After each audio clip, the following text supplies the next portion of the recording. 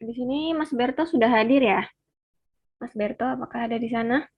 Oh Mbak, sorry baru masuk nih Mbak. Oke, nggak apa-apa Mas, santai aja. Santai aja kok kita. Siap. Oke, mungkin mungkin bisa kita langsung mulai aja ya untuk sesi sesi nongkrong filsafat kali ini. Nah, oke. Assalamualaikum warahmatullahi wabarakatuh. Shalom, Om Swastiastu, Namo Buddhaya. Salam kebajikan. Selamat sore rekan-rekan semua yang telah hadir di Zoom meeting dan juga di YouTube. Sesi kali ini kita akan beralih ke sesi nongkrong filsafat dengan tema Nagini di Belantara Paris dan mencari pandangan sekejap sang filsuf. Nah, terima kasih semuanya telah hadir dan bertahan sampai di hari ketujuh Filofest kali ini ya. Nah, di sesi nongkrong filsafat kali ini kita akan mengobrol santai dan berdiskusi bersama pembicara yang sudah hadir. Nah, sebelumnya perkenalkan nama saya Ratu yang akan sebagai sebagai moderator yang akan memandu sesi diskusi kali ini. Nah, seperti yang sudah diingatkan juga ya tadi sama sama Mas Rais, kalau kuis filsafat itu akan dilaksanakan pada hari Sabtu besok.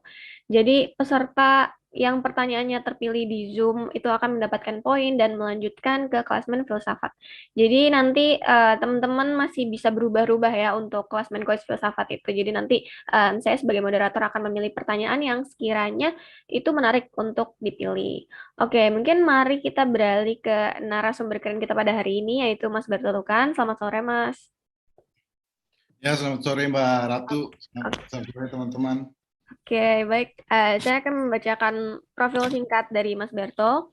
Beliau merupakan penulis serta peneliti filsafat dan budaya yang lahir di Flores Timur dan sekarang berdomisili di Jakarta. Minat kajiannya di bidang filsafat meliputi filsafat budaya, Marxisme, dan teori kritis yang secara khusus berfokus pada Walter Benjamin. Nah, beliau menulis berbagai artikel yang bisa teman-teman baca di indoprogress.com dan bertutukan.com. Selain itu, beliau sudah menuliskan beberapa buku yaitu Seikat Kisah Tentang Yang Bohong atau kumpulan cerpen di tahun 2016 dan Sudah Lama Tidak Bercinta Ketika Bercinta Tidak Lama atau kumpulan puisi di tahun 2018, Aku Mengenangmu Dengan Pening Yang Butuh Panadol, yaitu kumpulan puisi di tahun 2021 dan Kita Hashtag di Rumah Saja dan Cemas Akan Dunia, yaitu kumpulan puisi di tahun 2021. Oke, apa kabar Mas Berto selama pandemi ini ya? Baik Mbak. Baik ya, oke, oke Mas Berto. Sebelumnya, karena sebelumnya apa sih yang akan kita bahas di tema kali ini gitu? Mungkin mungkin Mas bisa menjelaskan sedikit sebagai awalan. Nah, gini di Belantara Paris ini akan menuju kemana dan em, mencari pandangan sekejap sang filsuf itu mungkin bisa menjadi awalannya, Mas Berto. Ya, selamat sore teman-teman. Selamat sore Mbak Ratu. Ya, karena ini judulnya juga nongkrong filsafat ya, secara ininya mata acaranya sehingga saya juga ketika ditawari teman-teman mungkin ini juga mencari topik yang obrolan tongkrongan lah, bukan obrolan kelas gitu. Jadi memang ini sebuah topik yang menurut saya obrolan tongkrongan. Oleh karena itu sebelum-sebelumnya teman-teman juga sempat bertanya terlebih Mbak Ratu, tanya tentang bahannya sudah siap atau gimana gitu ya. Tapi pada akhirnya saya terus terang nih teman-teman enggak berhasil untuk menyiapkan sebuah bahan sebetulnya. Bahan yang katakanlah ini ya apa bersifat cukup presisi dan baik itu belum saya siapkan. Nah, topik langsung saja kan yang berat ya. Ya Mas, silakan Oke, tempat ya. dan jaringan dipersilakan untuk ya membahas sesi kali ini. Oleh karena itu, apa topik yang menjadi yang coba saya tawarkan kepada teman-teman adalah sebuah topik yang ya bukan sesuatu yang saya mendalami banget juga, tetapi lebih kepada sesuatu yang menurut bagi saya pribadi menarik, bukan sesuatu yang katakanlah punya katakanlah udah ada penemuan atau penjelasan secara filosofisnya gitu ya, tetapi sesuatu yang katakanlah spekulasi buat ngobrol-ngobrol yang enak gitu. Itulah sehingga saya memilih Nagini di Belantara Paris gitu sebagai judul dari topik saya ini gitu. Bagi teman-teman yang mungkin udah terbiasa dengan budaya populer gitu, film, topik-topik yang lebih santai gitu, pasti cukup familiar dengan Harry Potter ya pastinya ya. Novel yang juga turun menjadi dialihwahanakan menjadi film juga yang pastinya menarik. Dan dalam konteks itu, dalam konteks Harry Potter,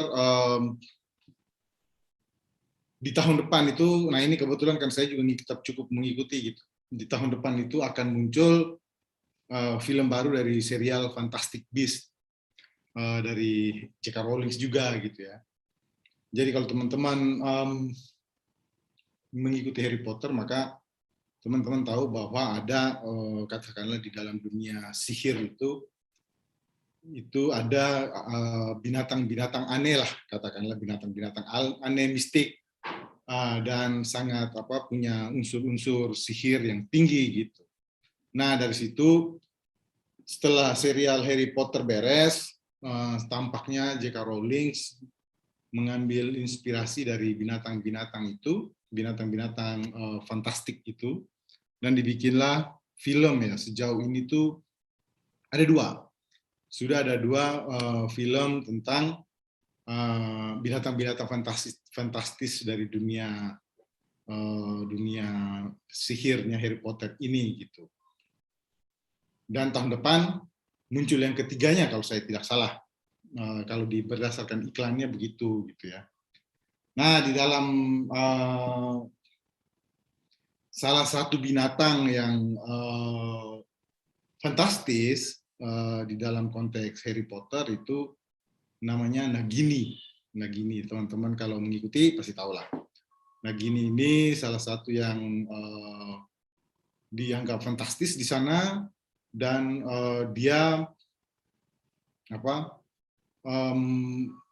dilihat sebagai sesuatu yang juga ada gitu di serial yang tadi Harry Potter maupun serial yang tadi Fantastic Beasts gitu. Dan yang menarik adalah dari kata Nagininya aja gitu ya. Kalau dari kata Nagininya aja tuh sebetulnya dekat-dekat dengan kata bahasa Indonesia lain, yaitu naga gitu ya. Kayaknya sih permainan aja tuh dari si pengarang J.K. Rowling untuk ini memberi nama tokoh pada karyanya dia gitu. Nah, saya lupa sih sebetulnya di bagian mana gitu ya, di bagian mana dari Harry Potter muncul si Nagini ini gitu. Tetapi setidaknya si Nagini ini seekor ular itu adalah binatang kesayangan teman baiknya dari tokoh musuh bebuyutan musuh bebuyutnya si Harry Potter gitu, Lord Voldemort gitu ya. Jadi salah satu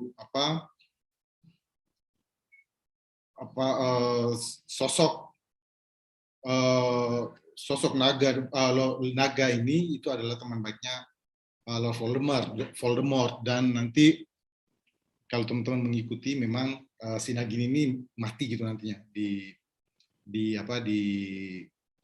serial Harry Potter terakhir gitu ya, itu dibunuh oleh seorang ya temannya si Harry Potter juga lah, dibunuh dengan pedang gitu. Nah di Fantastic Beasts, di serial Fantastic Beasts di yang pertama kalau saya nggak salah atau yang kedua ya, ini saya juga lagi cari-cari di YouTube juga nih. Nah itu digambarkan nih, nah gini itu gimana gitu, dan itu yang menjadi bagi saya menarik gitu ya. Nah ini kita coba ini deh, kita coba lihat dulu dikit. Jadi ternyata si Nagini ini dari Indonesia teman-teman. Fantastic Beasts and Where to Find Them tadi itu mengambil, itu yang kedua nih, yang tadi itu yang kedua kalau nggak salah, itu mengambil setting di Paris di tahun 30-an kalau saya tidak salah ya. Nanti teman-teman bisa cek deh. Atau kalau yang sudah hafal bisa beri bisa langsung gitu menyanggah gitu. Dan setelah itu jadi si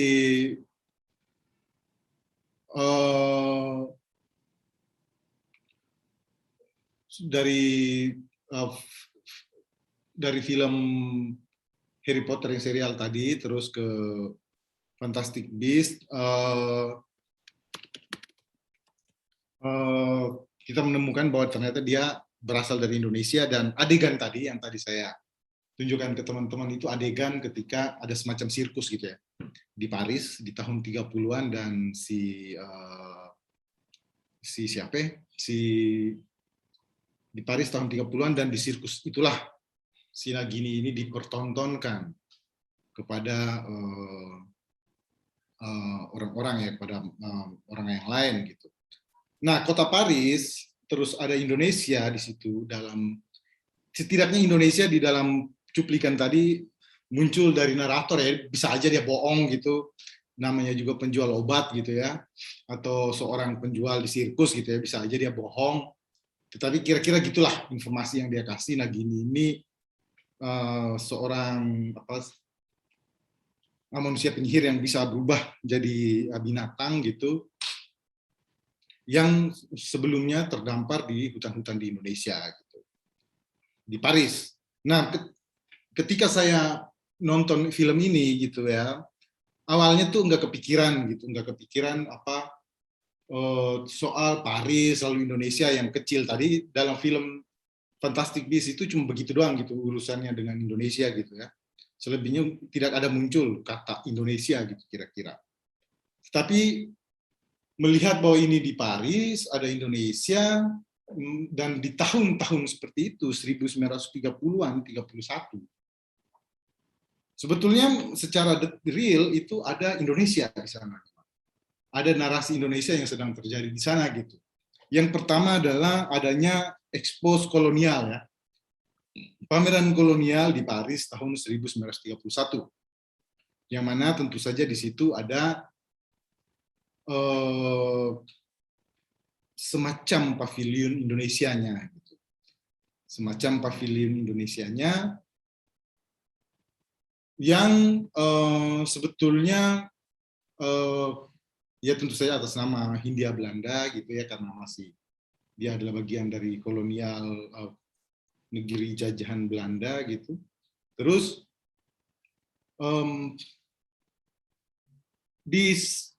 si pameran kolonial inilah adalah sebuah fakta ya, fakta, dan tentu saja sudah banyak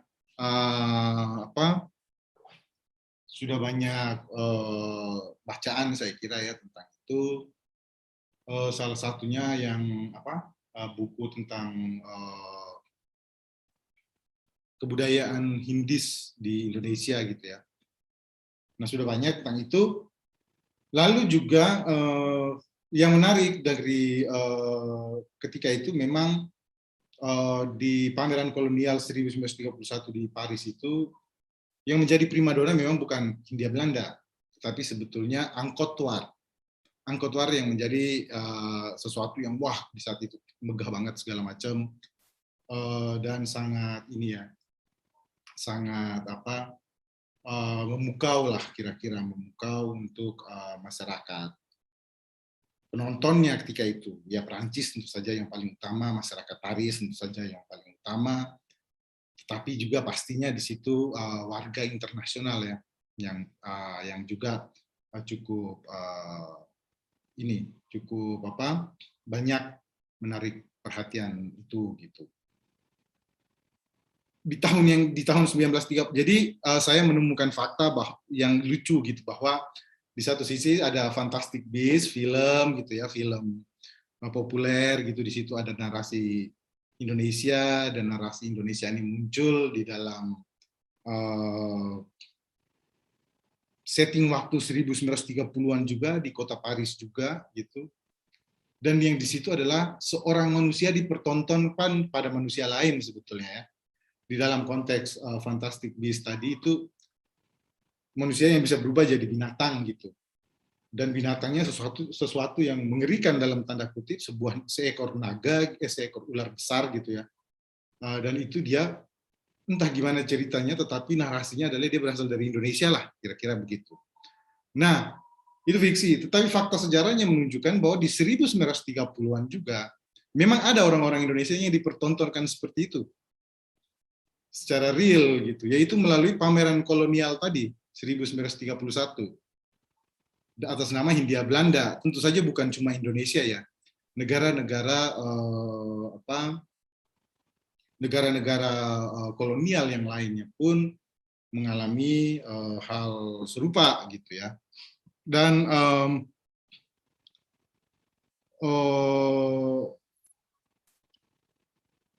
mengalami hal serupa, dan saya kira ini menjadi sesuatu yang kebetulan tapi lucu gitu menurut saya.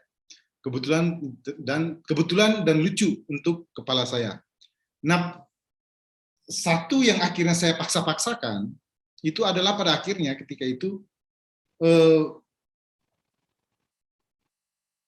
saya kalau dalam konteks filsafat mungkin terpaksa sebagai seorang mahasiswa filsafat terpaksa mesti cari satu tokoh untuk bikin skripsi ya, dan lalu tesis gitu ya, karena saya melanjutkan S2 juga gitu, melalui tesis, dan akhirnya pilihan saya entah bagaimana dulu ceritanya jatuhnya di Walter Benjamin gitu.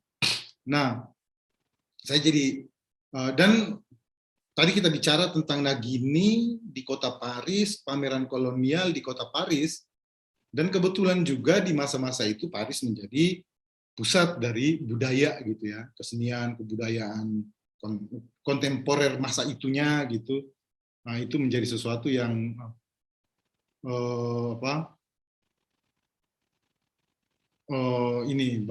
cukup pentingnya di situ gitu. Nah, lalu saya jadinya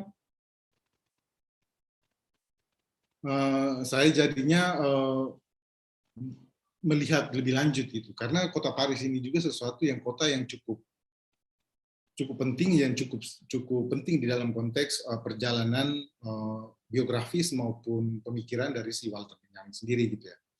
Dia menulis misalnya Arcade Project yang sangat terinspirasi dari kota Paris. Dia bicara tentang Charles Baudelaire, penyair terkemuka Prancis di masa itu. Dia bicara tentang surrealisme Prancis dan lain sebagainya dan lain sebagainya. Dan saya jadi iseng gitu untuk ngecek di tahun 1931 ketika dalam tanda kutip secara fiksi ada Nagini yang dipertontonkan di depan umum kota Paris. Lalu di tahun itu juga di bulan Mei sampai katakanlah November apa Oktober saya lupa tuh, bisa dicek sih nanti di buku. Itu terjadi pameran kolonial tadi. Itu Benyamin ini di mana sih posisinya? Ada di mana sih dia? Ternyata di tahun-tahun itu dia juga lagi di Paris. Di 31 di bulan Juni gitu dia di Paris juga gitu si Walter Benjamin. Nah, saya terus iseng gitu. Oh, apakah ada semacam persinggungan nih antara perjalanan si Walter Benjamin dengan ini pameran kolonial tadi gitu. Apakah dia sempat gitu untuk melihat dan lain sebagainya. Mbak Ratu, teman-teman, sorry bentar, saya boleh tutup pintu bentar ya? Bentar ya, maaf ya. Silakan Mas Berto. Oke. Oke. Baik, sambil menunggu mungkin teman-teman juga yang sebelumnya belum menonton mungkin nanti bisa melanjutkan untuk menonton Fantastic Beasts ya. Tapi ini kalau nggak salah Fantastic Beasts yang kedua. Kalau nggak salah rencananya Fantastic Beasts yang ketiga itu di tahun 2022. Ya benar. Oke, Oke. Mbak, maaf teman-teman. Oke, silakan Mas Berto dilanjutkan. Ini obrolnya saya ngalur ngidul gini nggak apa-apa ya Mbak ya, teman-teman Iya, ya. tidak tidak semengalor ngidul itu sih, Mas. Oke oke. Berarti ada mengalur ngidul dikit lah ya. Nah, ternyata si Benyamin itu di tahun-tahun itu dia lagi jalan di ke wilayah Perancis juga. Dia melihat keadaannya dan juga apa melihat keadaannya, dia melihat situasi di situ. Tapi saya mencari dengan spesifik, ada nggak sih dia langsung gitu dalam hari-hari itu langsung menulis atau menyinggung tentang pangeran kolonial. Dan ya sejauh sejauh saya cek sejauh ini sih memang belum nemu ya. Tetapi mungkin saya salah. Mungkin saya salah ya, belum nemu gitu. Artinya atau ini atau segala macam gitu ya. Tapi dia belum nemu. Nah, sebelum ke sana, agak balik lagi ke pameran kolonial di tahun 1931, kita masuk lagi ke tokoh ke karya fiksi ya. Um, di Indonesia kan kalau teman-teman mengikuti sejarah sastra Indonesia dan hubungannya dengan kolonialisme, ada bacaan liar dan bacaan balai pustaka ya, pembagian dikotomi itu kira-kira teman-teman paham lah ya. Kalau nggak paham, kalau ada yang masih belum terlalu ini bisa nanti diskusi kita ngobrolin deh. Nah, bacaan liar dan balai pustaka. Ada satu dari bacaan liar ini yang akhirnya jadi menarik dalam konteks tadi gitu. Itu adalah roman-roman Medan, roman-roman yang terbit di Medan. Salah satu yang menarik adalah buku berjudul Pacar Merah yang ditulis oleh Matumona. Persis di dalam Pacar Merahnya Matumona ini, dia juga oke, Pacar Merahnya Matumona ini bercerita tentang Tan Malaka ya, perjalanan Tan Malaka gitu. Saya lupa kayaknya di Filofest juga ada obrolan tentang Tan Malaka oleh Heru Joni Putra. Apakah sudah apa enggak saya lupa ya secara jadwalnya. Tapi mungkin teman-teman bisa ke situ juga gitu. Nah, si novel Pacar Merah ini bicara adalah novel yang bercerita tentang perjalanan Tan Malaka. Nah, di 1931 Tan Malakanya memang nggak tokoh utama, jadi kalau teman-teman baca novel itu jadi wah, ini semacam novel detektif masa itulah kira-kira ya. Novel novel detektif masa itu, tapi bukan novel yang levelan atau yang di ranah-ranah sastra serius gitu, tapi sastra populer. Stensilan dalam tanda kutip ya, kayak gitulah stensilan. Dan apa Tan Malaka di situ digambarkan begitu heroik gitu. Dia jago silat gitu-gitu. Di saya bahkan nggak tahu tuh kalau secara historis benernya apakah beneran jago silat apa tidak gitu ya. Jago silat, wah banyak punya kisah cinta di mana-mana gitu. Tapi dia baik hati gitu ya. Disebutnya sebagai kesatria utama lah di dalam buku itu. Nah, si Tan Malaka di tahun 30-an sampai 31 itu ada di wilayah Asia Tenggara. Tetapi di Paris di tahun 31 itu ada tokoh-tokoh Indonesia yang lain, yaitu Semaun dan Muso sebagai dan Alimin sebagai mereka ini kan geng-geng kiri Indonesia di kala itu ya. Kiri Indonesia di kala itu yang pada akhirnya sedang berada di Eropa dan ditangkap, maksudnya secara imajinatif ditangkap oleh pengarang bernama Matumona. Nah, di situ digambarkan bagaimana di situ ada sebuah tempat kayak katakanlah wilayah miskin kelas bawahnya Paris, dan di situ ada katakanlah ada begitu banyak atau beberapa tokoh yang disebutkan di sana. Muncul salah satu adegan yang menarik adalah di kafe di wilayah itu orang kaum kiri di situ yang mayoritas adalah kaum pekerja itu bicara tentang pameran kolonial ini gitu.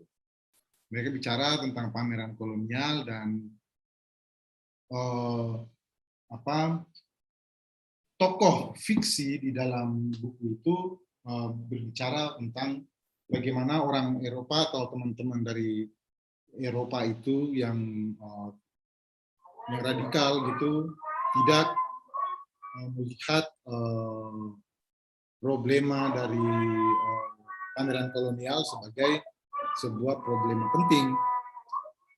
Dan si tokoh itu memprotes gitulah, kira-kira memprotes bahwa kenapa kok kalian melihat itu biasa-biasa aja gitu, tidak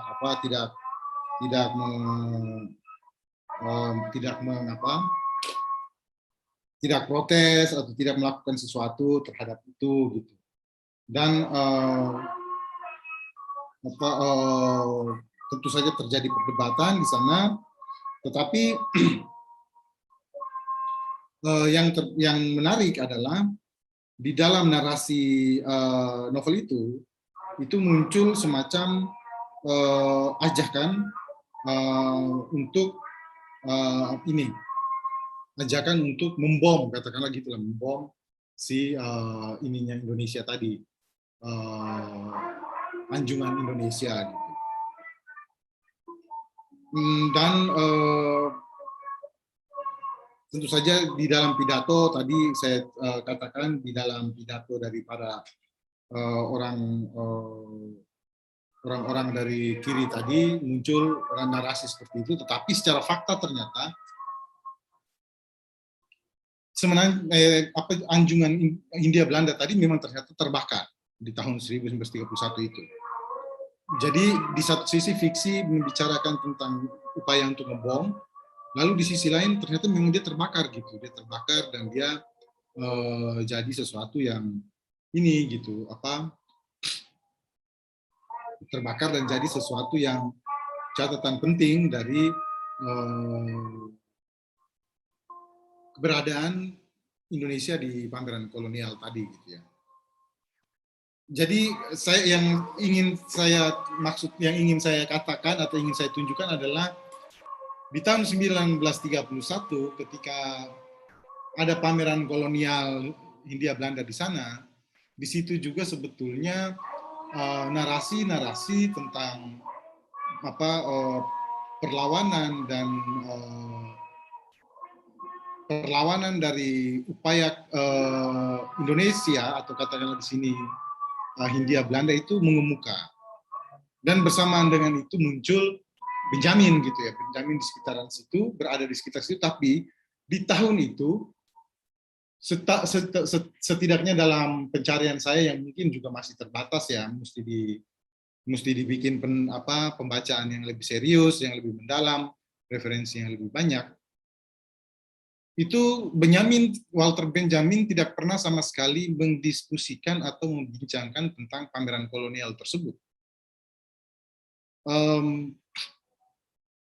Dia justru nanti akan membicarakan pameran mirip seperti itu, tapi yang beberapa tahun setelahnya, 1938, ketika ada karya Pablo Picasso di situ ya, Picasso gitu, yang Guernica itu. Tetapi ketika 31, ketika dia juga ada di Paris, di Perancis gitu, dia sama sekali enggak membicarakan tentang pameran kolonial gitu. Artinya, jadi satu sisi ada pameran kolonial, terus di 38 itu ada pameran kemajuan teknologi. Dan di pameran kemajuan teknologi inilah nanti muncul tuh para geng-geng estetika Rusia era Lenin gitu ya, muncul di situ. Terus juga di situ ada karya Picasso gitu yang juga karya Picasso ini penting banget di dalam konteks seni dan juga sejarah, karena Guernica itu menjadi karya yang mengkritik yang termasuk karya seni awal-awal yang mengkritik fasisme. Dia mengkritik perang General Franco yang katakanlah menginisiasi civil war di Spanyol ya ketika itu ya. Tetapi di tahun 31 dia nggak pernah, dia nggak melihat, artinya dia di dalam kepalanya dia ada demarkasi gitu, atau menurut saya pribadi ya, demarkasi atau selera yang membuat kenapa 38 yang menjadi penting sedangkan 31 tidak menjadi penting di dalam dia, dalam pemikirannya atau setidaknya di dalam tulisannya yang sejauh ini coba saya baca gitu.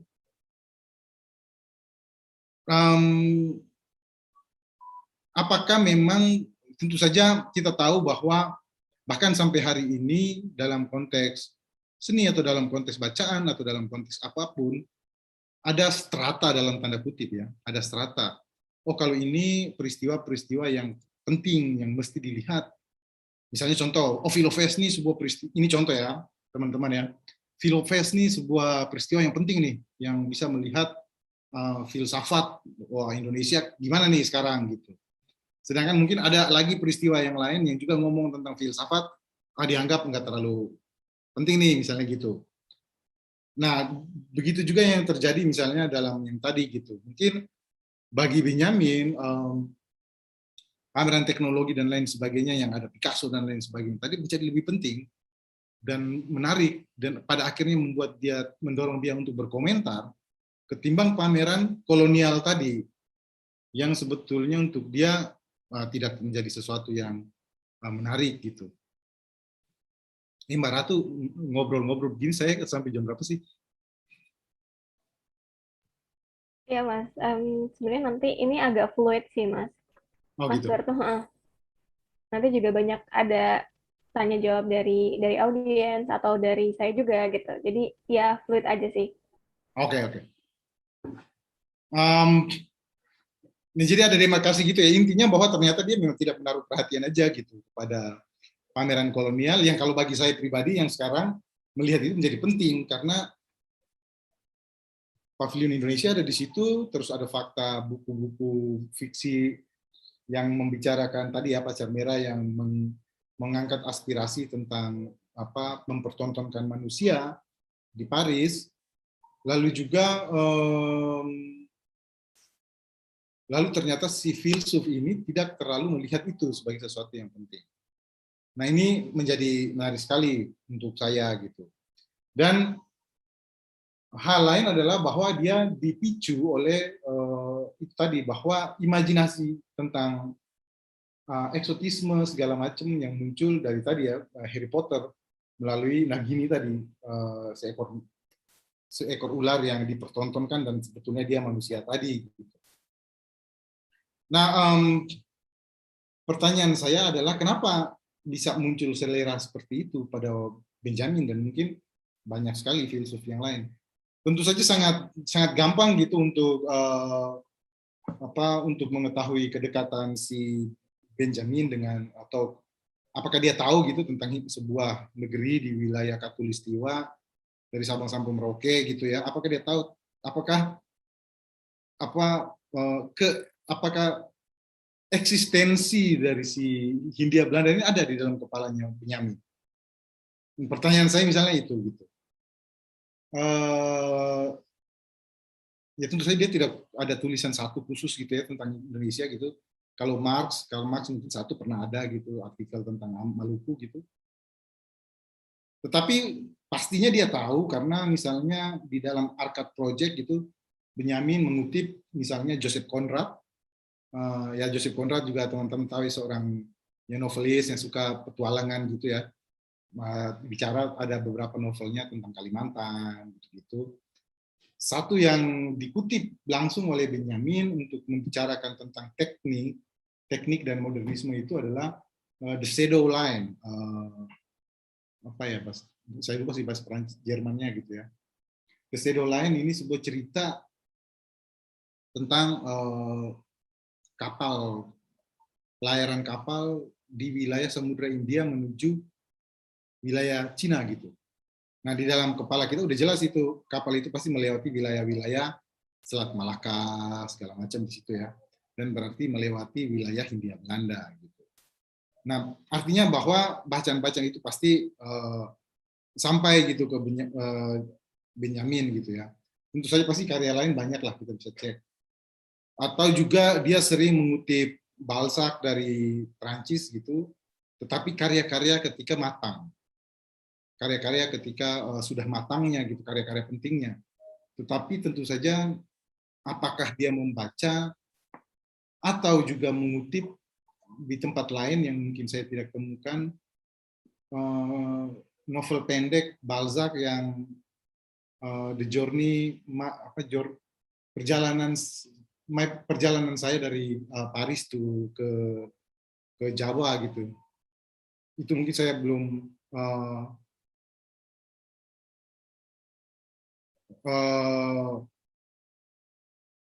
belum kami tidak di situ saya jadi melihat gitu apakah dia membaca itu apa tidak gitu ya. Nah, tetapi setidaknya kalau referensi-referensi ke arah situlah ada gitu. Nah, itu problem pertama tadi ya, saya terpicu ke arah situ mau membicarakan itu karena kan ini kan Filofest kini gimana kini besok ini Ini nanti dulu. kini nanti dan besok ya. Ya, seperti itulah kira-kira ya. Jadi saya melihatnya dalam konteks sejarah tadi gitu. Mungkin sebelum ini uh,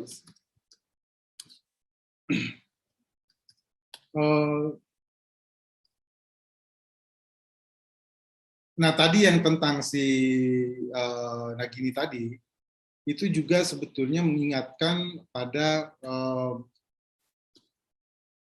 tokoh lain ya saya kira ya yang juga mungkin menjadi penting gitu adalah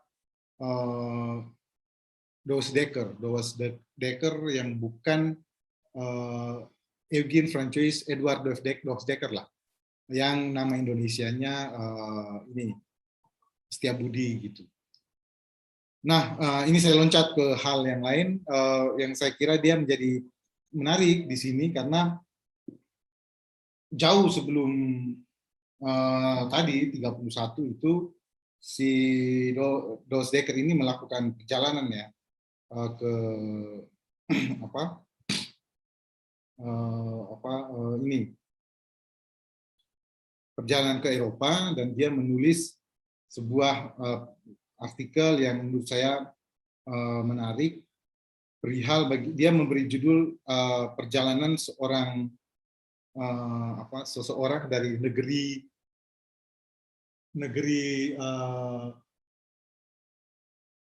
perjalanan dari seseorang dari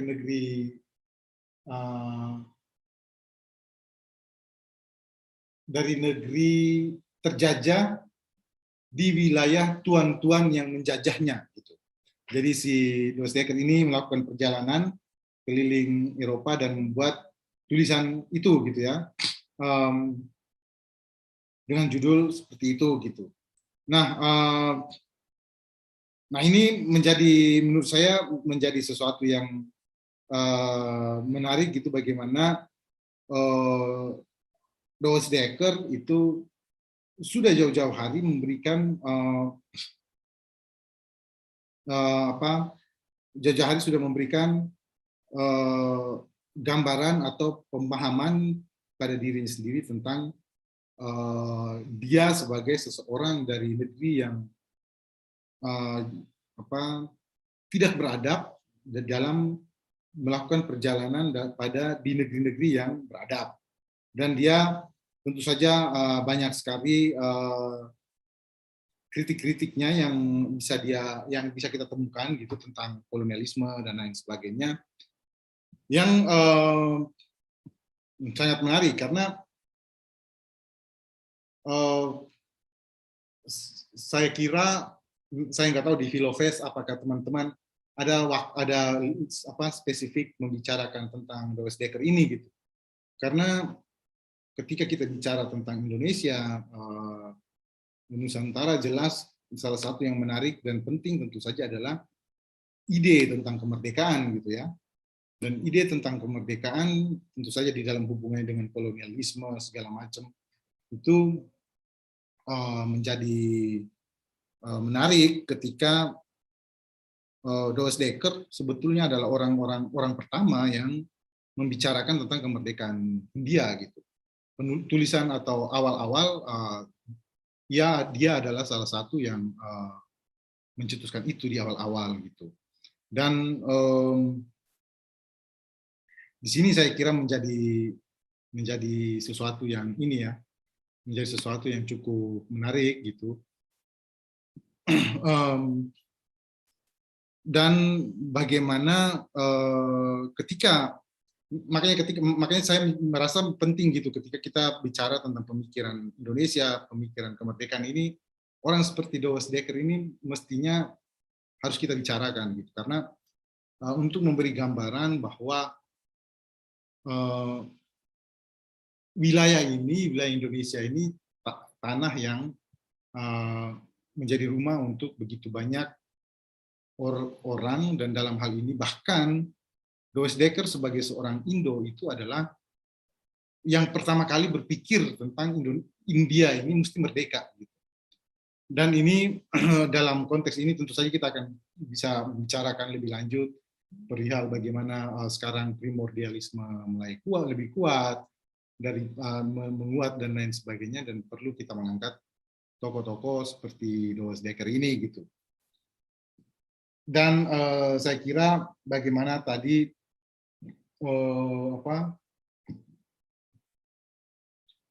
pemikiran dari Doris Dekker ini bisa kita lihat, dan tadi yang saya bilang di awal tentang tulisannya ketika dia pergi ke Eropa dan dia menulis sebagai seseorang yang berasal dari wilayah dengan peradaban yang rendah dalam perjalanan di sebuah daerah dengan peradaban yang tinggi gitu. Tentu saja bukan judul itu bukan judul yang merendah, tetapi judul yang sebetulnya sedikit nyindir ya, sedikit nyindir dan mengkritik juga sebetulnya. Karena kita tahu nanti bagaimana Doris Dekker ini juga termasuk orang-orang yang berada di belakang, dia termasuk yang berada di belakang katakanlah Suhardi Suryaningrat yang menulis tentang Als ik Nederlander was ya. Seandainya saya orang Belanda gitu, yang kritik bagaimana orang-orang Belanda itu menyuruh orang-orang wilayah di Indonesia untuk merayakan kemerdekaan atau kemerdekaan Belanda, tetapi tidak memberi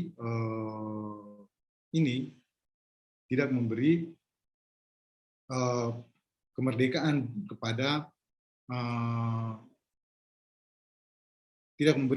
kepada si negara Indonesia itu sendiri gitu.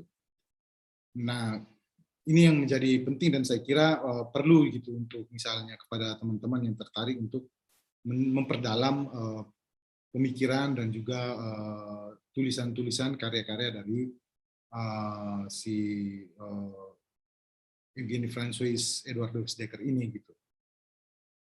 Karena dia katakanlah sebagai tadi orang pertama yang berpikir tentang kemerdekaan, memperjuangkan itu. Dia juga orang pertama juga yang sebetulnya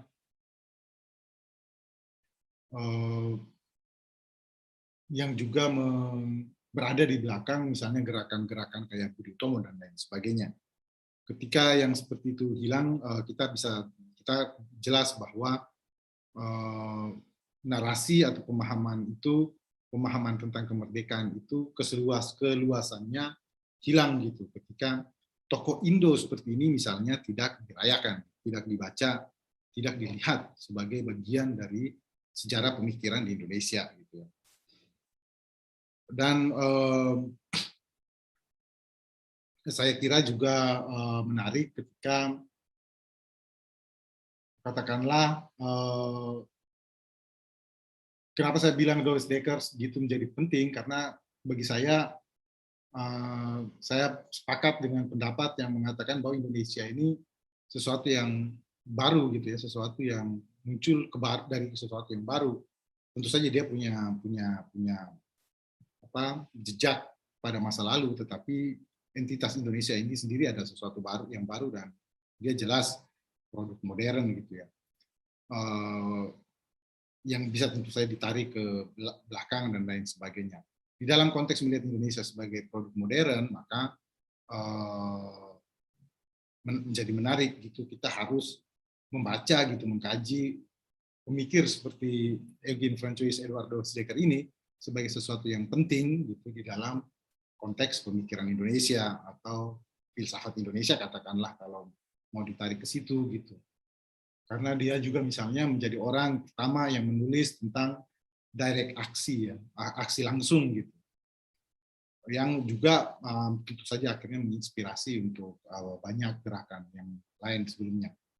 Mbak Ratu, kayaknya saya cukup sampai di situ deh, ngalur ngidulnya udah berlebihan nih kayaknya, dan udah mulai bingung mau ngomong apa lagi. Baik, Mas. Terima kasih. Oke, mungkin jadi karena kita juga berhubungan antara Nagini di serial Harry Potter, sorry, di Fantastic Beasts dan juga apa tadi pameran kolonialisme. Nah, itu kan apa ya, Mas?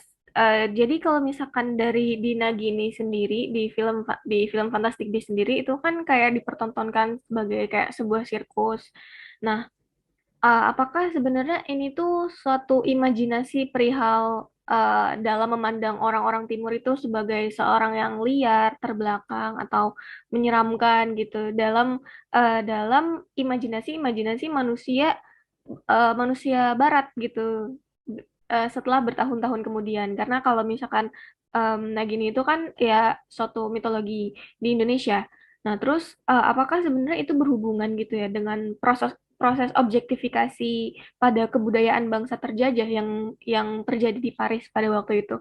Jadi menurut Mas Berto proses objektifikasi ya bagaimana gitu suatu proses objektifikasi pada kebudayaan bangsa terjajah gitu. Apakah itu hanya sebuah superioritas dari bangsa yang dari bangsa yang menjajah.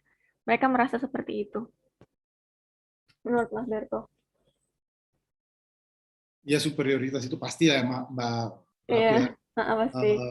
Ya mereka merasa datang untuk beradapkan gitu kan di masa itu gitu kan dengan perspektif dari Eropa gitu, dan itu jelas. Nah itu kita bagi saya itu menjadi sangat clear gitu, dan kita kalau saya tentu saja jelas itu ada hal-hal seperti itu. Tetapi yang menjadi menarik justru adalah imajinasi itu terus bertahan dan pastinya sangat bertahan terus sampai hari ini. Bahkan ya seperti tadi ya, imajinasi J.K. Rowling gitu ketika mengangkat tokoh tadi gitu, tokoh Nagini ini ketika biar lebih eksotis, cari latar belakangnya kayak apa nih, ya udah dari belantara Indonesia gitu. Belantara Indonesia itu yang menjadi menarik, yang sampai hari ini tetap ada, dan memang ya mungkin sampai ya tentu saja sampai sekarang masih tetap ada ya pandangan-pandangan seperti itu, objektifikasi yang seperti itu. Tetapi dan yang lebih menarik, yang menurut saya yang juga lucu gitu, atau bukan lucu ya, mungkin sesuatu yang bisa sesuatu obrolan ngalor ngidul yang seru gitu, ketika misalnya juga bahkan untuk para filsuf ya memang tidak terlalu menarik juga nih untuk melihat wilayah Asia gitu misalnya, ketika ya gini sesederhana ya, lebih berpikir tentang sesuatu yang lebih universal lah gitu ya, daripada sesuatu yang spesifik negara jajahan gitu, ngapain gitu. Ketika di masa itu kan pasti memikirkan negara jajahan itu kayak memikirkan sebuah kelurahan gitu kan, daripada memikirkan tentang keseluruhan dunia gitu. Wah sekarang fenomena apa nih di dunia secara luas gitu ya, fenomena apa, wah ada fenomena ini, tetapi dia tidak bicara tentang misalnya ada pameran daerah gitu, ada pameran kerajinan tangan ibu-ibu Dharma Wanita Kabupaten A gitu di Smetko gitu misalnya. Tetapi lebih bicara tentang misalnya untuk para pemikir kayak kita gini ya, nggak tertarik gitu pasti itu misalnya bicara. Makanya tadi misalnya saya membandingkan antara Benyamin ketika Expo Kolonial 231 dengan Benyamin ketika pameran kemajuan teknologi 38 gitu. Dia lebih memilih menulis yang kemajuan teknologi 38 daripada Expo kolonial 31. Itu kan pembagian-pembagian di kepala nih. Yang mana untuk kita-kita ini juga pasti begitu saya kira. Ngapain juga bicara tentang kerajinan ibu-ibu perangkai bunga gitu dari kabupaten A, pasti tidak akan dibicarakan atau tidak akan menjadi konsentrasi pemikiran. Tetapi misalnya kalau sejarah seni rupa Indonesia, wah itu pasti diikuti betul gitu ya, berdebat panjang kali lebar di situ gitu. Gitu kira-kira tuh pembagian-pembagian seperti itu justru saya melihat fenomena Nagini, fenomena Expo kolonial tadi itu lebih kepada bagaimana sumbangsi pemikiran itu diarahkan ke siapa gitu, diarahkan kemana gitu, gitu Mbak Ratu, kira-kira. Oke, oke, baik. Nah, mungkin ini kita langsung ada pertanyaan dari Mbak Didi Utami. Apakah ingin langsung on mic aja atau saya bacakan? Nah, mungkin ya kita bisa langsung bacakan aja. Terima kasih Pak Berto, izin bertanya, apakah ada peranan sosok Nagini yang disebut sebagai seorang Indonesia dengan ide tentang kolektivisme politik di Indonesia modern? Karena kebetulan belum nonton filmnya. Adakah usaha Nagini yang berusaha mengidentifikasi dirinya sebagai orang Indonesia di film tersebut? Pertanyaan sebelumnya lebih kepada representasi transnasional tokoh fiktif terhadap sebuah negara konkret. Terima kasih. Nah, gimana? Mungkin bisa langsung dijawab saja, Mas Berto. Ya sebetulnya tokoh Nagini dalam film itu juga nggak penting-penting amat sih sebetulnya ya. Oke. Kalau di Fantastic Beasts itu ya, kan tokoh utamanya yang lain ya, si penulis buku tentang binatang Fantastic Beasts itu dan juga uh, Auror, terus juga tokoh yang diperankan oleh saya lupa, saya tuh kesalahan kelemahannya adalah nggak ingat gitu loh nama-nama tokoh gitu kadang-kadang yang diperankan oleh Johnny Depp itu ya, kan tokoh-tokoh utamanya di situ. Nagini itu lebih cuma muncul nggak terlalu penting gitu di dalam, dia tidak punya ruang untuk bicara juga sebetulnya di dalam film itu. Dia cuma cuma apa cuma pemak cuma sekelebat lewat lah kira-kira ya, sekelebat lewat gitu sehingga uh, sehingga pertanyaan dari Mbak Didi ini mungkin tidak terjawabkan gitu karena memang dia seperti tokoh tambahan sih sebetulnya di dalam film ini sehingga kita nggak bisa melihat gitu seperti apa ininya dia gitu ya, pengidentifikasiannya itu jangan karena dia ini semacam binatang tontonan dan identifikasi atasnya justru dilakukan oleh si pemilik sirkusnya gitu, bukan oleh dirinya sendiri. Dan justru pertanyaan saya juga kan akhirnya apakah ya ini maksudnya masuk ke dalam ranah fiksinya gitu, apakah sebutan Indonesia dari si uh, apa si ketua sirkus itu betul menyatakan fakta bahwa si ular Nagini ini berasal dari Indonesia atau itu semacam bahasa-bahasa tukang jual obat untuk supaya orang tertarik untuk melihat dan lain sebagainya gitu. Bisa aja yang kedua gitu.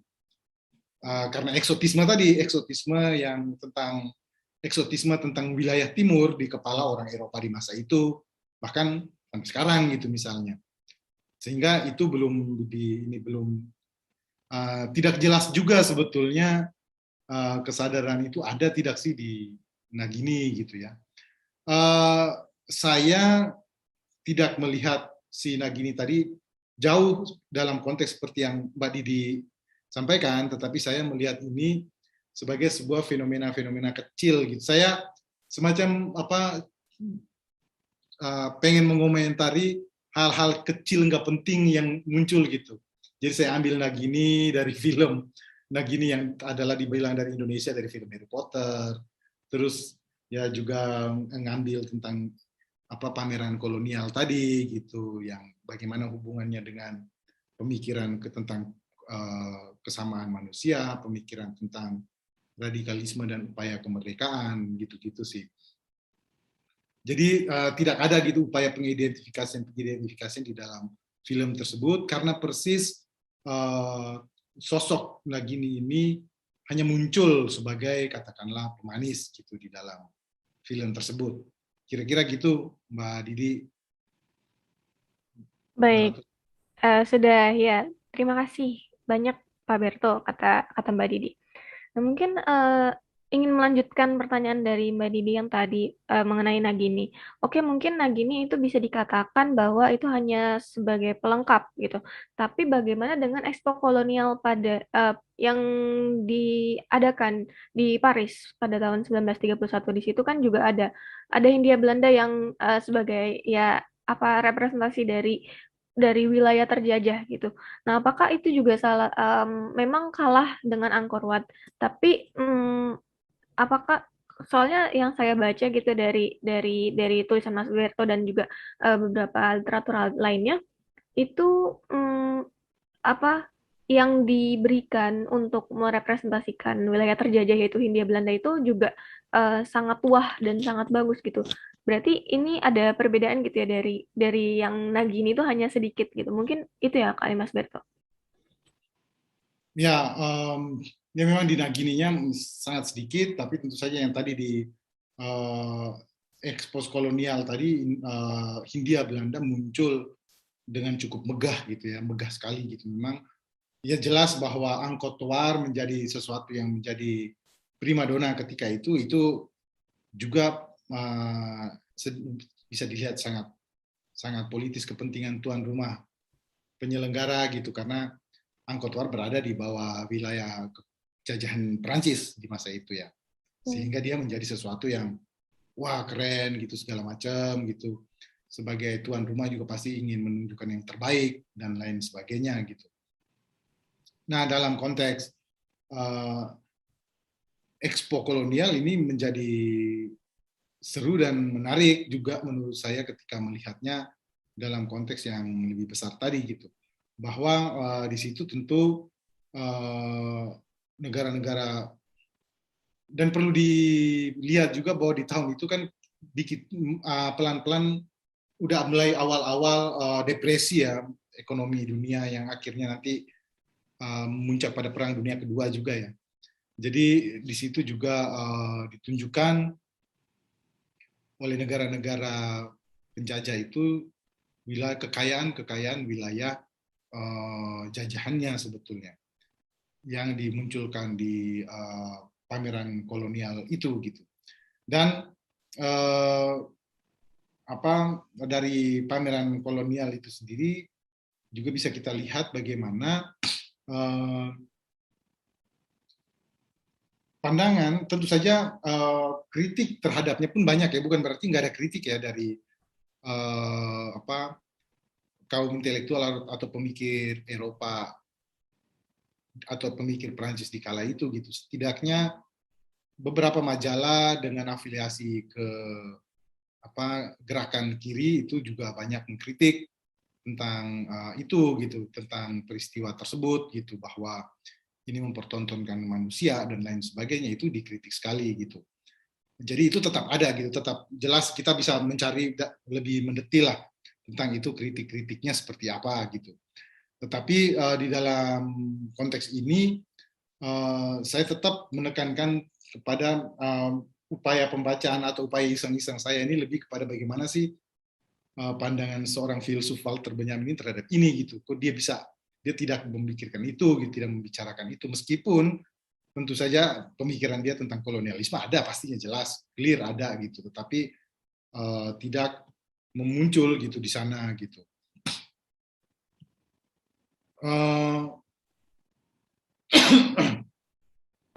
Menurut saya mungkin begitu kali Mbak Ratu, atau mungkin pertanyaannya Oke. dielaborasi lagi Mbak Ratu. Oke, mungkin karena ini aja sih tadi karena perbedaan gitu dari antara Nagini dan juga Expo Kolonial. Ya tentu saja itu berbeda karena ya Nagini itu juga apa dalam film fantastik di situ hanya tokoh fiksi. Nah, mungkin kita bisa langsung ke Pak Puji Wismantara yang sejak tadi sudah raise hand. Terima kasih telah menunggu Pak Puji, silakan untuk menanggapi, bertanya dan lain-lain. Oke, terima kasih. Suara saya bisa didengar? Bisa, Pak? Pak. Oke, ya, menanggapi dari pernyataan anu tadi ya, eh, saya kok kesimpulannya bukan kesimpulan ya, saya memiliki asumsi ternyata ada 3 kelompok orang Indonesia gitu ya, yang ada di Eropa gitu ya. Yang pertama ya, kelompok pertama itu adalah seperti seorang orang Nagini tadi, atau juga orang-orang yang memang orang Jawa, orang Bali, pokoknya orang-orang Nusantara yang memang dibawa ke Expo itu gitu ya, dengan tujuan untuk dipertontonkan gitu ya. Jadi yang ya ini mungkin mirip kebun binatang gitu ya. Tapi ya kebun manusia ini. Iya, yang dipertontonkan gitu. Yang kemudian mungkin ide tentang Expo ini kemudian di kelak kemudian hari di Indonesia pasca kolonial, terutama awal Orde Baru, itu menjadi cikal bakalnya Taman Mini Indonesia Indah. Mungkin seperti itu gitu ya. Nah, tapi di sini yang menariknya itu bagaimana di sini manusia Indonesia itu pada saat itu dinarasikan sebagai objek pasif yang dipandang gitu ya. Jadi ada problem kolonialisme yang seperti itu. Jadi seolah-olah wacana itu sedang mengemuka gitu loh ya. Objek kolonial yang eksotik gitu ya dan sebagainya. Nah, di sisi yang lain saya tadi juga melihat ada kelompok yang kedua, semacam Semaun ya, terus kemudian Muso, Alimin, terus kemudian Hatta, Tan Malaka, bahkan Sosro Kartono ya, yang memang Sosro Kartono awal bahkan awal abad anu ya, itu sarjana pertama anu ya, apa orang Hindia apa Nusantara yang di sana ya, di Leiden itu ya.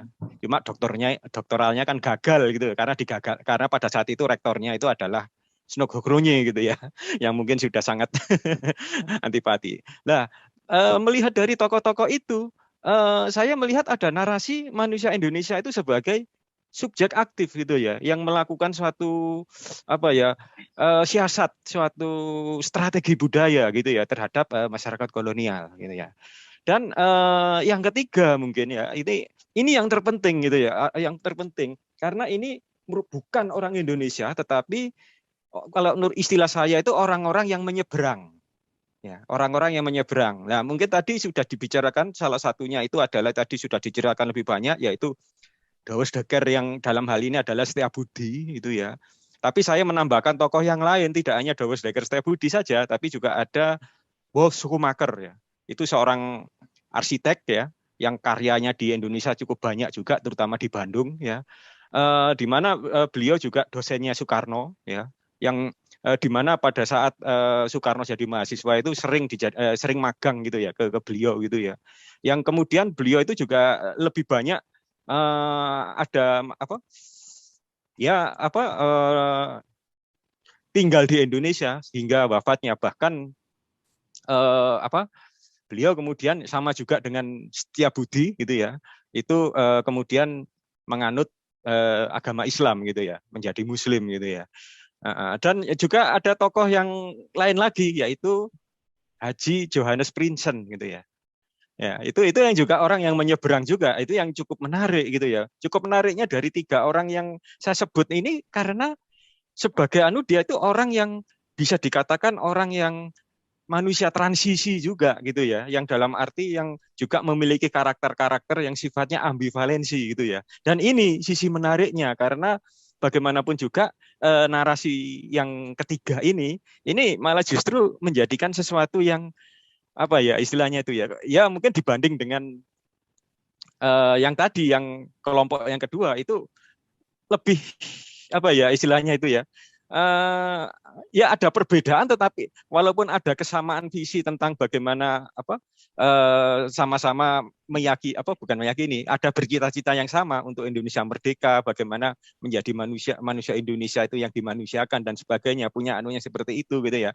Tetapi apa ya, ya ada kelihatan kebedaannya itu yang justru menarik gitu loh yang di sini ini gitu ya. Dan di situ pasti ada konflik-konflik batin yang saya kira melebihi dari tokoh-tokoh Indonesia yang revolusioner tadi gitu ya. Mungkin tanggapan saya itu ini dari melihatnya ini seperti ini. Jadi sehingga tapi kemudian ya yang terakhir ya saya ngomong ini juga sesuai Walter Benjamin kan juga pernah mengatakan bahwa apa ya pernah menyatakan wacana tentang kesalahan dalam membaca gitu kan ya.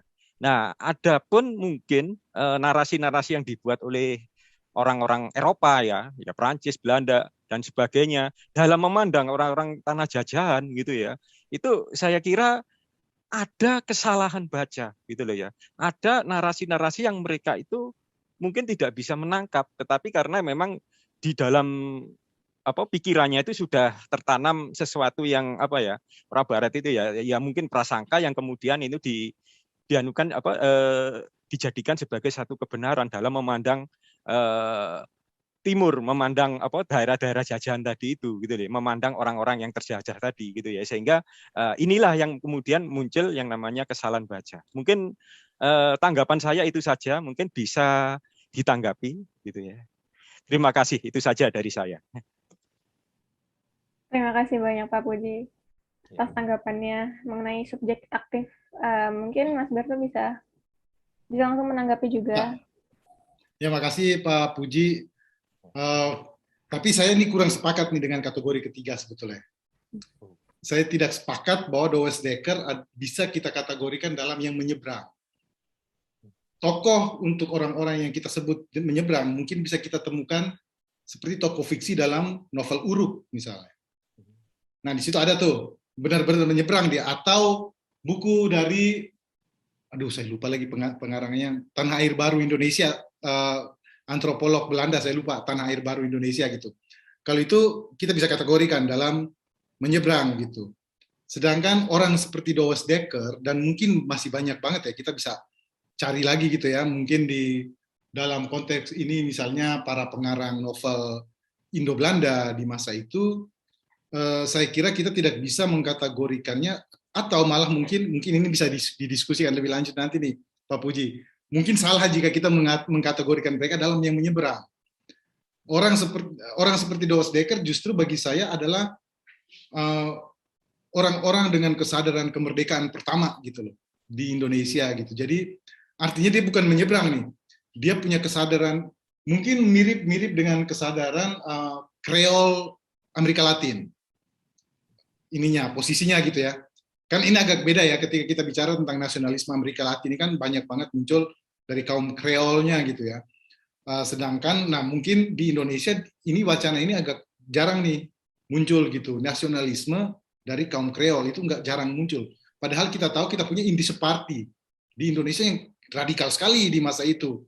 Radikal, bahkan dia usianya mungkin cuma beberapa bulan langsung oleh pemerintah Hindia Belanda langsung diizinnya ditutup atau gitu-gitulah ya.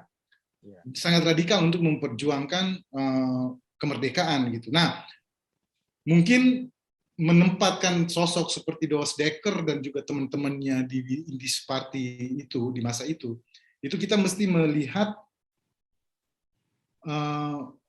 Hindia Belanda 900-an gitu, 1900-an itu, 1800-an, peralihan 1900-an itu gitu. Karena dengan kategori tadi, misalnya Pak Puji tadi ya, dengan kategori tadi, barangkali soal menyeberang itu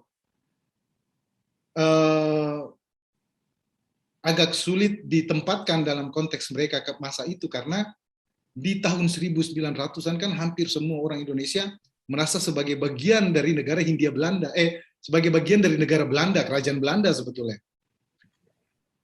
Bahkan misalnya dalam narasi dari orang seperti Cambuk Berduri, Kue Tiam Cing gitu misalnya, kita baca gitu dari apa sih judul bukunya itu, Menjadi Cambuk Berduri, berisi memoarnya itu jelas sekali bahwa tahun 1900-an, 1920, 30-an itu orang di Hindia Belanda itu melihat dirinya sebagai bagian dari kerajaan Belanda. Nah, di dalam konteks seperti itu pastinya di tahun 1900-an awal lebih kuat pastinya ya keadaan seperti itu.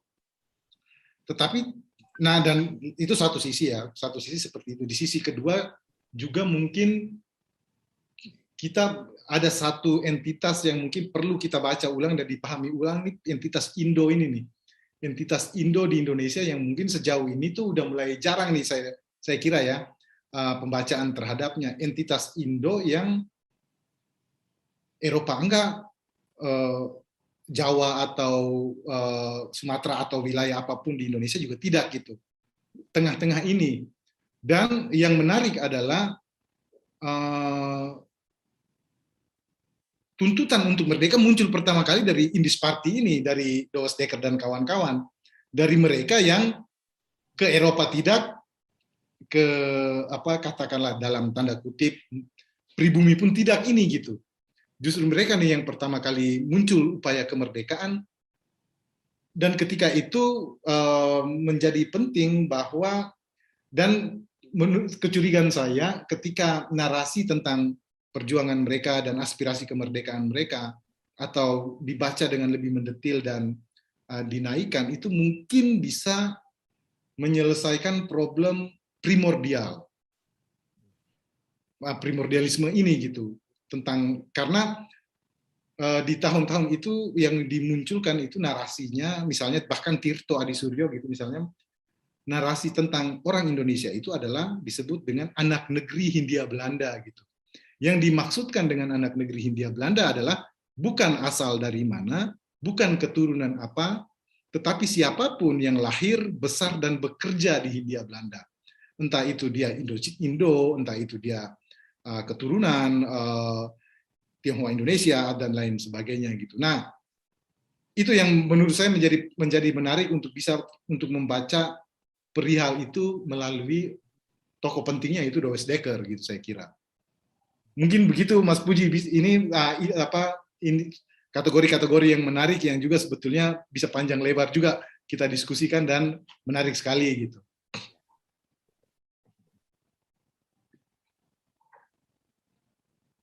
Bagaimana Pak Puji, apakah ada tanggapan lebih lanjut? Ya, ini ya membuka cara pandang saya juga terhadap kelompok Indo tadi itu gitu ya. Terima kasih kalau gitu, Mas. Ini satu pengkayaan juga gitu loh ya. Bagaimana ternyata entitas Indo ini ternyata juga ada kontribusi yang juga salah satu lah istilahnya ya, yang mempelopori satu dalam tanda kutip perlawanan gitu loh ya. Dari yang ini kemudian juga mungkin apa ya istilahnya itu menular gitu loh ya kepada para pemuda pada saat itu gitu ya, yang nasionalistik itu gitu ya. Oke, terima kasih Ya. kalau gitu Mas Virto ya. Nah, Sangat jadinya saya jadi teringat nih Mas Puji. Jadi tadi kan kategori Mas Puji kan yang menyeberang gitu ya. ya. Terus tadi yang menyeberang ini saya kategorikan di dalam misalnya buku Tanah Air Baru Indonesia itu. Nah, di dalam Tanah Air Baru Indonesia ini kan cerita tentang 3 perempuan Belanda, salah satunya itu Yahudi Belanda, yang pada masa agresi militer Belanda pertama itu, justru ketika orang Belanda berbondong-bondong meninggalkan wilayah Jawa Timur, Jawa Tengah ke Batavia, karena Batavia adalah wilayah Belanda, justru mereka bertiga ini naik kereta dari Jakarta, dari Batavia, ke arah Jawa Tengah, ke arah Jogja gitu. Artinya meninggalkan wilayah Belanda, memasuki wilayah Republik gitu. Nah, dan yang menarik juga, bagus sih buku itu, narasi itu ya. Jadi ini buku si Tanah Air Baru Indonesia ini, jadi ada mungkin teman-teman ada yang sudah baca gitu ya. 3 perempuan Belanda, mereka setelah Perang Dunia Kedua memutuskan untuk pergi ke Hindia Belanda untuk mengikuti para pacar mereka yang sudah menjadi suami mereka nih. Jadi ketika di Belanda beberapa, mungkin ini kategori yang pertama tadi seperti Hatta dan kawan-kawan, tapi yang generasi setelahnya gitu ya, kuliah di Belanda, terjadi Perang Dunia Kedua, Nazi Jerman dan lain sebagainya. Mahasiswa-mahasiswa Indonesia ini juga ikut jadi aktivis anti fasisme nih di Belanda gitu. Nah, di sana 3 orang perempuan Belanda, gadis Belanda ini bertemu dengan 3 laki-laki Indonesia, aktivis anti fasis tadi. Terus setelah itu mereka memutuskan untuk kembali ke Indonesia dan menjadi bagian dari Indonesia gitu ya. Nah, tepat bersamaan dengan itu, di kereta api itu ada Douwe Dekker yang sudah tua di masa itu umur 70-an kira-kira dia. Dia ketika masa Perang Dunia Kedua itu berada dalam tahanan di Suriname kalau nggak salah. Terus setelah merdeka, Indonesia merdeka dan Perang Dunia Kedua beres, dia kembali ke Indonesia, terus naik kereta bareng dengan si 3 orang perempuan ini gitu. Jadi kereta mereka jalan meninggalkan Batavia, memasuki wilayah Kerawang Bekasi gitu. Tiba-tiba kereta itu berhenti seketika.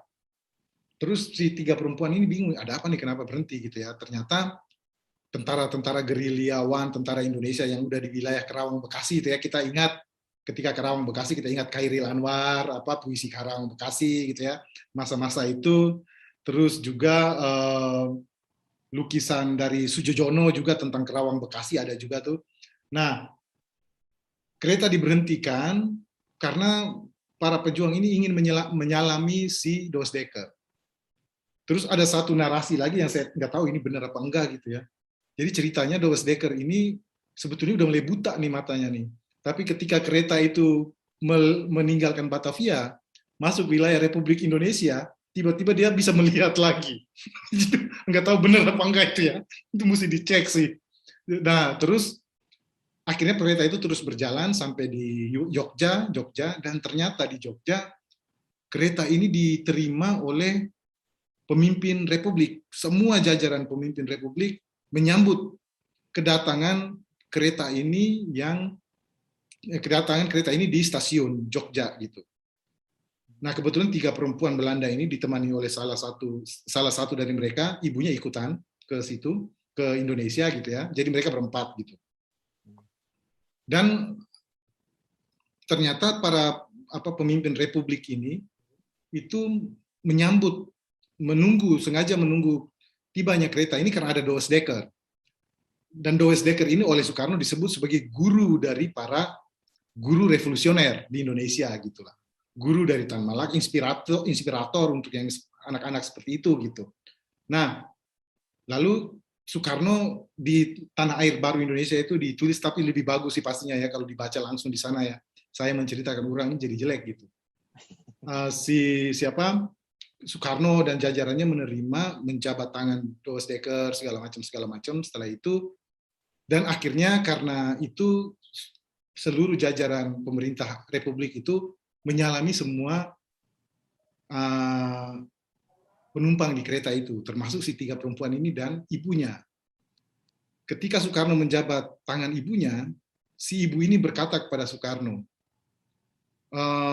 Pak, saya mengantarkan 3 anak perempuan saya, orang Belanda, untuk menjadi bagian dari orang Indonesia. Kira-kira apakah saya bisa pulang ke Belanda dengan hati tenang, karena mereka akan diterima sebagai orang Indonesia yang seutuhnya atau tidak? Gitu. Itu pertanyaan si ibu yang mengantarkan anak gadisnya nih ya ke Indonesia. Dan Soekarno menjawab.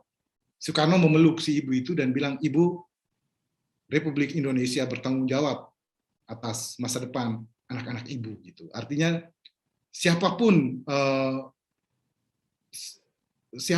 Anda berasal dari Eropa ataupun apapun, tetapi ketika Anda memilih menjadi Indonesia, dia akan menjadi bagian dari atau menjadi tanggung jawab dari Republik Indonesia. Kita tahu bahwa janji Soekarno yang seperti itu di dalam perjalanan sejarah diingkari oleh Indonesia itu sendiri gitu ya. Dia tidak janji itu tidak ditepati lah kira-kira gitu. Jadi ada unsur-unsur menarik seperti itu yang saya kira ketika kita bicara tentang Indonesia dan Indonesia ini tempat untuk siapa sih, itu pertanyaannya kira-kira gitu. Begitu Mas Puji, Mbak Ratu. Baik Mas Berto. Gimana Mas Pak Puji, apakah ada pertanyaan lebih lanjut lagi? Atau teman-teman yang lain jika ingin bertanya langsung, berdiskusi atau menanggapi, silakan saja ya. Sudah cukup puas ya Pak Puji? Oke, baik, terima kasih.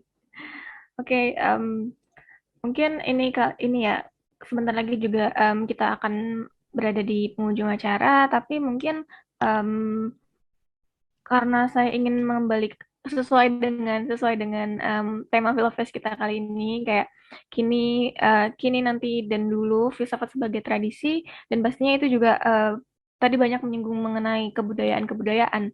Nah, sebenarnya bagaimana suatu kebudayaan itu dapat diterima gitu secara umum di beberapa negeri-negeri Eropa gitu sebagai suatu objek pameran pada masa itu.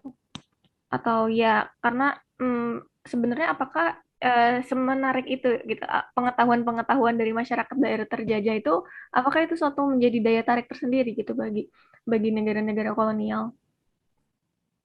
Oh, ya Mbak Ratu. Jadi imajinasi tentang negara jauh, dunia jauh ini kan sesuatu yang eksotis betul gitu ya di Eropa ya. Hmm. Kita tahu di masa itu orang seperti Joseph Conrad terkenal banget, buku-bukunya Karl May gitu yang muncul, dan banyak banget lagi. Bahkan Honor de Balzac itu kan untuk menjadi seorang penulis awal-awalnya dia pengen belum menulis yang lain, dia nulis tentang perjalanan dari Paris ke Jawa gitu untuk mungkin untuk menunjukkan fenomena bahwa ini sebuah narasi yang sangat digandrungi oleh orang Eropa ketika itu gitu. Ya eksotis, penuh tantangan dan mungkin lain sebagainya ya. Dan saya kira itu mungkin narasi yang cukup populer mungkin di masa itu. Nah, saya nggak tahu mungkin ada teman-teman yang mungkin punya data atau punya kajian yang lebih mendetil ya tentang bacaan-bacaan tentang eksotisme kolonial di Eropa kala itu seperti apa gitu. Tapi kecurigaan saya cukup banyak nih yang akan kita temukan dan penulis-penulis terkenal di masa itu yang mencoba menulis dalam narasi itu pasti banyak sekali gitu. Artinya ini menjadi sebuah narasi yang menarik gitu. Nah, pameran kolonial itu bukan sebuah kebudayaan yang diterima gitu menurut saya. Saya kira mereka nggak menerima tuh, penonton itu tidak menerima kebudayaan itu.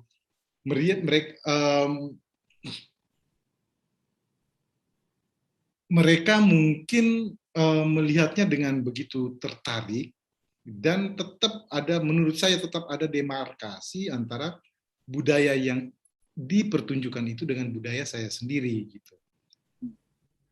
Dan nantinya itu juga diikuti oleh kampanye yang cukup luas dari para pemerintah jajahan tentang mereka bukan menjajah tetapi memberadabkan negara-negara jauh, wilayah-wilayah dunia jauh kan. Dan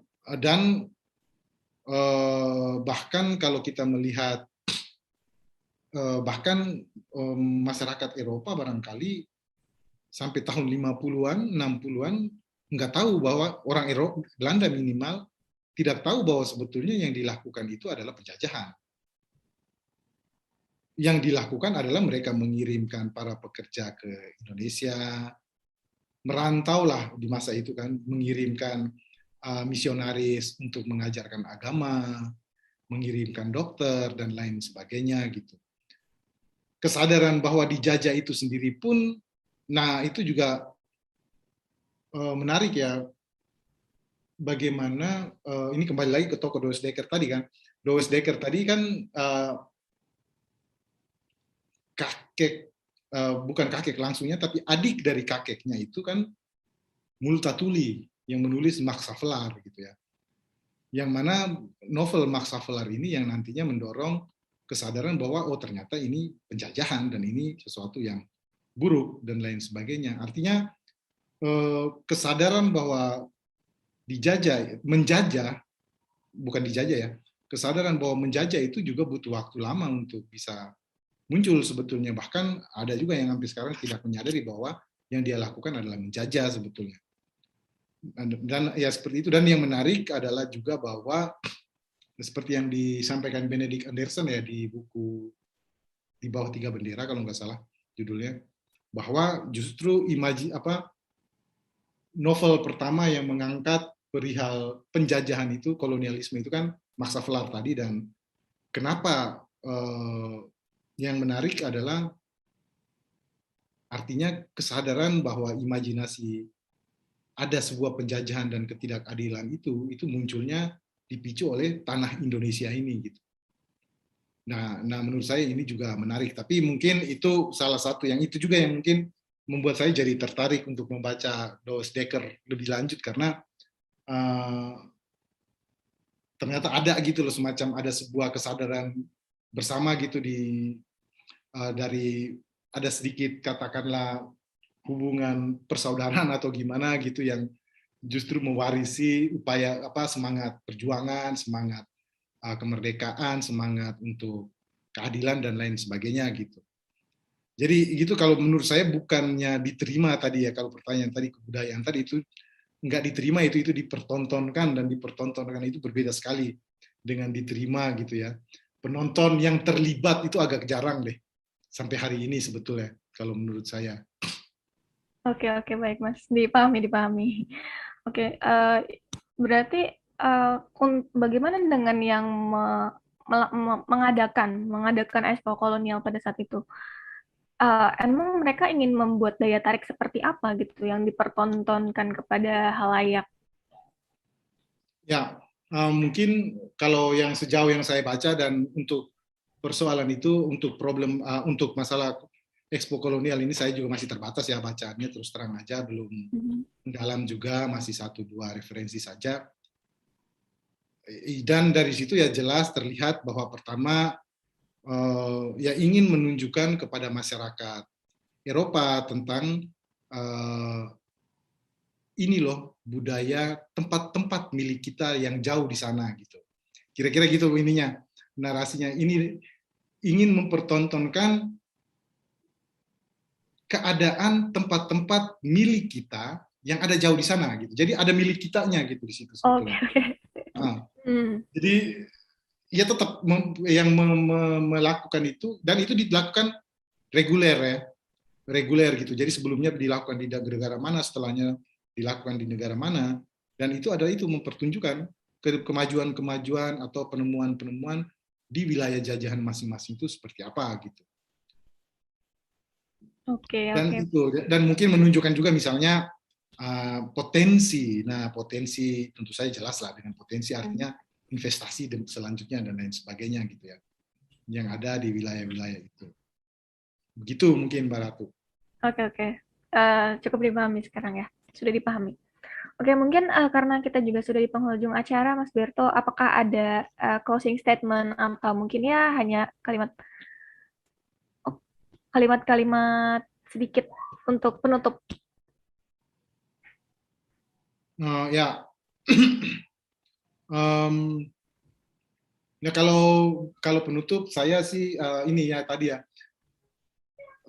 bagaimana kita melihat, dan kalau posisi saya melihat Indonesia sebagai sebuah identitas atau produk baru gitu, dan ini mungkin hubungannya jelaslah dengan hubungan polemik kebudayaan nantinya gitu ya, di tahun 30-an di majalah Pujangga Baru yang melibatkan orang kayak Ki Hajar Dewantara, Sultan Takdir, dan lain, Armin Pane gitu. Dan posisi saya melihat Indonesia sebagai entitas baru tadi gitu, entitas baru, dan dengan demikian sebagai sebuah entitas baru menarik sekali untuk melihat orang-orang seperti Doris Dekker gitu, mereka-mereka yang katakanlah yang selama ini mungkin boleh saya dikoreksi, mungkin cukup mulai jarang diingat gitu, mulai dilupakan di dalam konteks pemikiran-pemikiran mereka tentang Hindia Belanda, keindonesiaan, yang sebetulnya bagi saya ketika kita daripada jauh sebelum itu gitu, kita beresin dulu yang ini sebelum kembali ke sana gitu. Dan tentu saja dengan demikian prioritas yang kedua adalah prioritas pemikir atau prioritas kerja